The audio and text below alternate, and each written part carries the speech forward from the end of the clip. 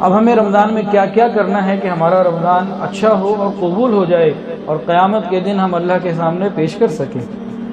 ہمارے سلف صالحین قیامت کے دن جب اللہ کے سامنے کھڑے ہوں گے تو کچھ ایسے ہوں گے جنہوں نے 40 سال عشاء کے وضو سے فجر کی نماز پڑھی ہوگی، ایسے لوگ ہوں گے۔ ہم کم سے کم 1 مہینہ ہی پیش کر دیں، یا اللہ 1 مہینہ ہی قبول کر لیجئے، یہ مہینہ مجھے ملا تھا، اس میں نے زور لگا دیا تھا، اس میں نے نیند کو قربان کیا تھا۔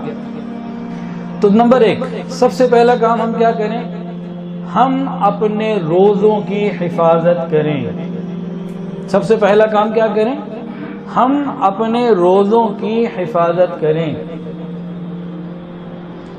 صرف روزہ رکھنا، کھانے پینے سے اور گھر والوں سے ملاقات سے رک جانا، یہ روزہ نہیں مکمل ہوتا۔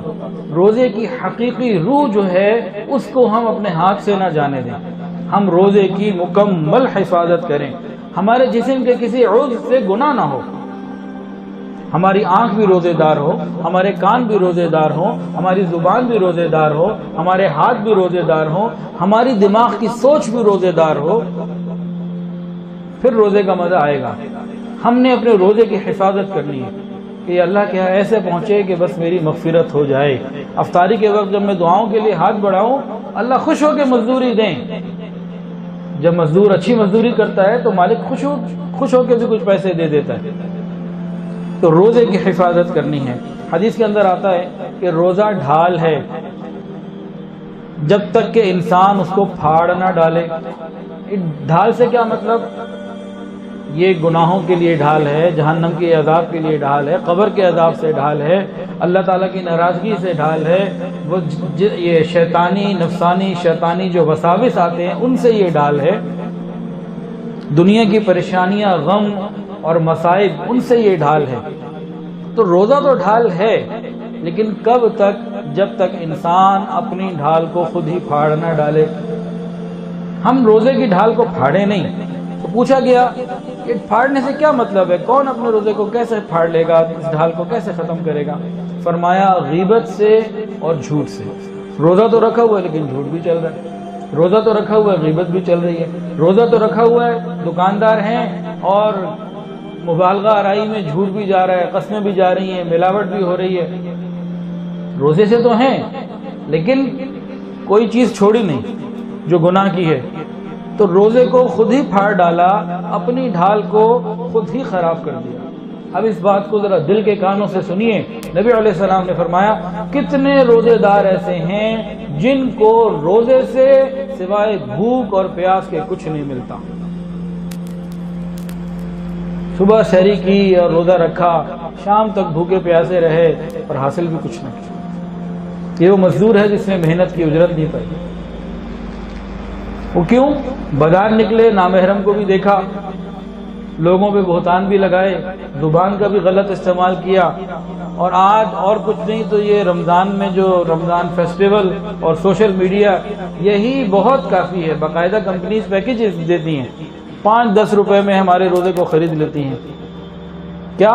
سحر تا افطار لگاتار اللہ کو بھول کے گناہوں میں لگے۔ ہمارا معاملہ تو وہیں خراب ہو جاتا۔ حدیث کے اندر آتا ہے کہ روزہ کھانے پینے سے ہی بچنے کا نام نہیں، بلکہ روزہ تو لغو اور فحش کاموں سے بچنے کا نام ہے، فضولیات سے، بے حیائی سے بچنے کا نام ہے۔ ہم کامل روزہ رکھیں پھر اللہ سے اس کا کامل اجر پائیں گے۔ اور ایک اور حدیث سنیے، فرمایا کہ جو بندہ جھوٹ اور اپنے عمل کے کھوٹ کو نہیں چھوڑتا، اللہ تعالیٰ کو کوئی پرواہ نہیں اس کے بھوکے پیاسے رہنے کی۔ تو ہم نے مکمل روزے دار ہونا ہے، اس کے لیے فکر کرنی ہے۔ اور عام طور سے یہ بات نوٹ کی گئی کہ زیادہ روزہ کن لوگوں کو لگتا ہے؟ جو بد پرہیزی کرتے ہیں، زبان کی بد پرہیزی، نگاہوں کی بد پرہیزی، یعنی گناہوں سے نہیں بچتے، ان کو روزہ لگتا ہے۔ لیکن جو متقی نیک لوگ ہوتے ہیں وہ روزہ رکھتے ہیں۔ آج بھی الحمدللہ 82-83 سال کے بزرگ بھی روزہ رکھتے ہیں، شوگر ان کو ہے، کئی بیماریاں ان کو ہیں، روزہ رکھتے ہیں۔ میں خود جانتا ہوں اتنی بوڑھی عمر کے لوگ روزے رکھتے ہیں، ان کی عمر 80+ ہے، کوئی ناغہ نہیں، جب نیکی تقوی کے ساتھ انسان روزہ رکھے گا اللہ کی مدد آئے گی، روحانی طور پر آسانی ہو جائے گی، اللہ رب العزت آسان فرمائے گا۔ ہاں جب گناہوں میں انسان لگ جاتا ہے تو پھر روزہ مشکل ہو جاتا ہے، اور بہت زیادہ اگر گناہوں میں بڑھ جائے تو پھر روزہ ہی نہیں رکھتے، کہتے ہیں جی روزہ رکھنا ہی بڑا مشکل۔ تو پہلا ہمیں اگر رمضان اچھا گزارنا ہے تو پہلا کام کیا کرنا ہے؟ اپنے روزوں کی حفاظت کرنی ہے۔ وہ کیسے کرنی ہے؟ گناہوں کو چھوڑ کر، گناہوں سے بچ کر، یہ حفاظت کا طریقہ ہے۔ نفل عبادات میں زیادہ لگنا، تلاوت قرآن میں زیادہ لگنا، وہ عبادات کی کثرت یہ الگ پوائنٹ ہے۔ مین پوائنٹ جو پہلا ہے وہ کیا؟ ہم اپنے آپ کو گناہوں سے بچائیں۔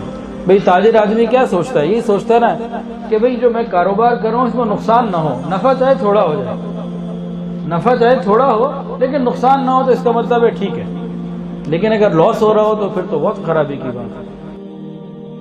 ہمارے پیج ایمان و یقین کو لائک کریں اور ویڈیو کو زیادہ سے زیادہ شیئر کریں۔